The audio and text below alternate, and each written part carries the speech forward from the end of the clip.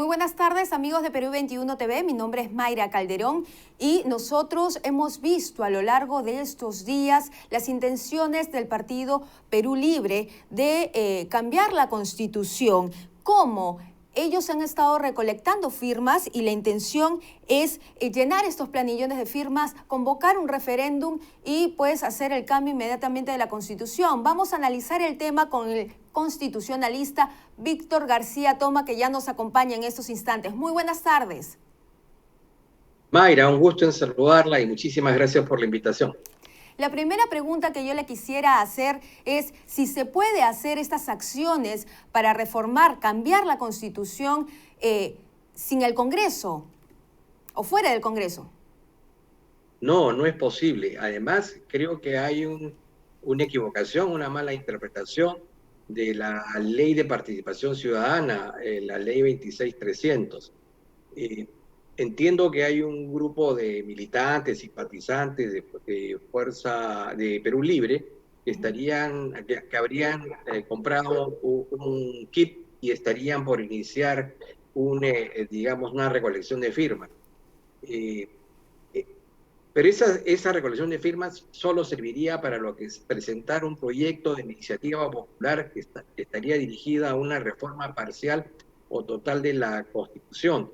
Para ese efecto se requiere el 0,3% del total de personas que se encuentran insertas en el padrón. Una vez que se obtiene y se convalidan esas firmas y van acompañadas con el respectivo proyecto, eso va al Congreso. Y es el Congreso el que finalmente decide si se aprueba o no se aprueba esa reforma. Entonces, digamos, no tiene sentido lo que se está haciendo, primero porque hace el proceso para ellos mucho más largo, dado que si tienen una bancada, podrían presentar el proyecto directamente por la bancada, ya sea por la vía del artículo 206, que habla de las reformas parciales, o del artículo 32, que habla de las reformas totales, ¿no? Sería generar un movimiento ciudadano innecesario, infecundo. Claro, entonces estas acciones que se están realizando por parte de simpatizantes de Perú Libre no prosperarían en la práctica.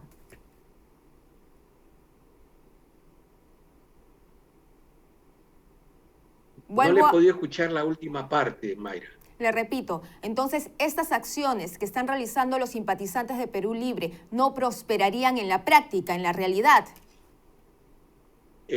Esa recolección de firmas solo sirve para presentar una iniciativa legislativa, es un proyecto de ley, pero ese proyecto de ley tiene que ser discutido y aprobado por el Congreso. ¿Y cuánto se necesita dentro del Congreso para, digamos, aprobar esta iniciativa? Una vez que el Congreso se pronuncie, y supongamos que el Congreso desestime, que es probable, ¿no es cierto? Porque se requieren por lo menos 66 votos para aprobar en primera legislatura una reforma. Y Perú Libre no tiene, ni con aliados, 66 votos. Bueno, el proyecto sería desestimado. Y si ellos quisieran ir ya, después de haber sido desestimado el proyecto, para ir a un referéndum, tendrían que tener el 10% del total de miembros inscritos en el padrón. Es decir, la vida eterna, ¿no? Demoraría varios años. Definitivamente no es una idea viable, ni por el procedimiento, ni porque tenga consenso, alcance consenso en el Congreso, y porque además hay una encuesta en donde indica que cerca del 70% está en desacuerdo con este tipo de medidas y más bien ha conminado, ha sugerido a que los poderes públicos se pongan de acuerdo en cosas más urgentes, que son la pandemia, la solución a la crisis económica, la solución al problema del empleo, la solución al problema de la seguridad ciudadana, el combate frontal contra la corrupción, que son los 5 grandes temas, y además le ha pedido que solucionen urgentemente dos servicios básicos, educación y salud. Eso es lo que se lee de la intención e interés del pueblo. Claro, al parecer hay una mala interpretación de lo que querría la población de parte de Perú Libre, pero eso no es el único tema que nosotros vamos a analizar esta tarde. También la elección de los miembros del Tribunal Constitucional que se está viendo en el Congreso. Han desfilado entre ayer y hoy una serie de nombres y se están haciendo una serie de entrevistas a las que estas personas aspirantes o postulantes a estos cargos tan importantes del Tribunal Constitucional están siendo sujetas de preguntas como por ejemplo sobre el aborto, sobre el feminicidio y muchos organismos constitucionales han pedido que se suspenda este procedimiento y que se lo deje al Congreso que viene.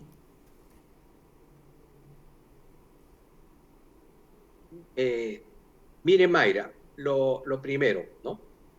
Una comisión evaluadora tiene que tener el perfil del magistrado que quiere tener para el Perú en los próximos 5 años.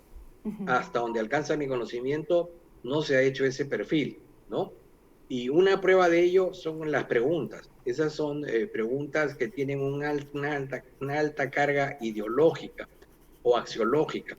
Y en consecuencia, se estaría, digamos, los parlamentarios votarían por uno o por otro candidato en función al tipo de respuesta, ¿no? Si estoy a favor o estoy en contra del matrimonio gay, si estoy a favor o en contra del aborto, si estuve de acuerdo o no estuve de acuerdo en el tema de la disolución del Congreso. Esas preguntas no sirven para medir la calidad, digamos,